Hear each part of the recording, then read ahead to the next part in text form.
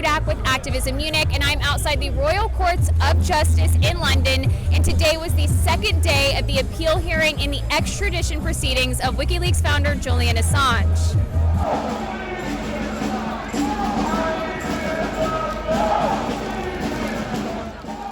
Once again today, hundreds of protesters gathered outside this courthouse demanding for Assange to be freed and for no U.S. extradition.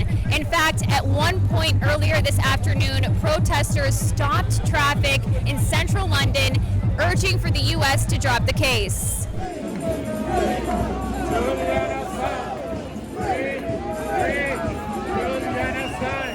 This afternoon, the lawyers for Julian Assange were tearing apart the so-called assurances, the revocable assurances that the U.S. is now claiming that they can put forward. The assurances that Julian will be treated fairly, treated well in the prisons in the United States. One of the more extraordinary moments was when the court heard of the CIA's plans to assassinate Assange. We have evidence of the people who are carrying out the operations in this Spanish company in the embassy, and we have the people who were planning these operations, including planning to assassinate Julian, planning to kidnap him, planning to rendition him, planning shootouts in CIA headquarters in Virginia, just a few miles from where the court is, where Julian would be tried if he were to be extradited. It is unclear when the judges will deliver a decision on the appeal, but Reporters Without Borders, among other human rights organizations, are once again calling for the U.S. to drop the charges against Julian Assange and to set him free. I'm now joined by RSF's Rebecca Vincent. Rebecca, what are your statements regarding these past 2 days during this appeal hearing? Well, it's been really difficult, as usual, for us to do our jobs at these proceedings. We again had trouble getting in. We managed in various ways, so we were able to monitor.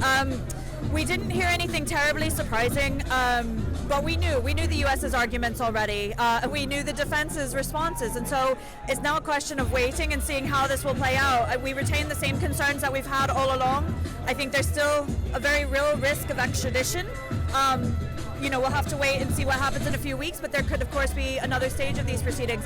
We're still concerned about Julian Assange's mental health. That's been a lot of the discussion the past 2 days was, again, around that, which was really the most difficult part of proceedings in September. So we revisited all the really sensitive, intimate moments of his personal life, his mental health, which nobody would want. Yesterday afternoon was particularly difficult, with the focus really on whether or not he would be likely to attempt suicide, which all of the medical experts involved in September acknowledged this risk. So in a way, they're gambling with his life. We hope that this court will do the right thing, that justice will be served, and that this will be an end to this more than 10-year ordeal now. But it's been a long, hard road so far, so we'll wait and see. And we'll still be here campaigning in the meantime.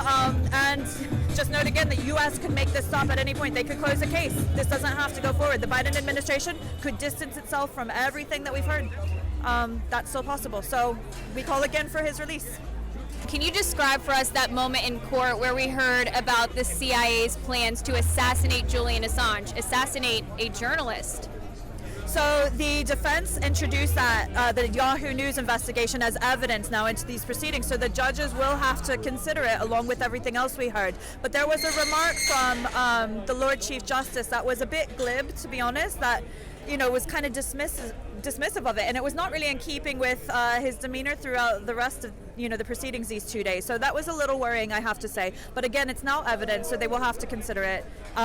For us, that report was alarming, that any government could consider scenarios like this, such as abductions, assassinations, as the defense said, rendition as well. It's unacceptable, especially for a democratic government. So that, to us, underlined the urgency of the need for his release, because we cannot be certain of his well-being, his safety, his mental health, whether he's detained here in London, whether in the US, or whether in Australia, a scenario which has been discussed as well. He needs to be released. Any final statements you have for us and those who are listening right now about this case and its threat to press freedom worldwide? I think it's exactly that it is a threat to press freedom worldwide, because there are a lot of efforts to make this about other things.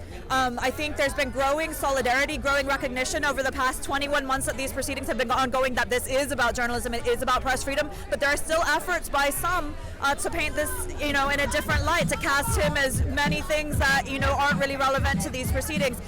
As well, it's never about just one person. Of course, we're defending Julian Assange's rights, and of course this impacts the rest of his life, but it's about the ability of all journalists to do their jobs, and about the public. It impacts all of us, because if journalists, if publishers, if sources are targeted like this, the prevalent culture is in secrecy, that people do not have access to information that is in our interest to know, that helps us to hold our governments to account. So it is about every single person. It's not just about Julian Assange.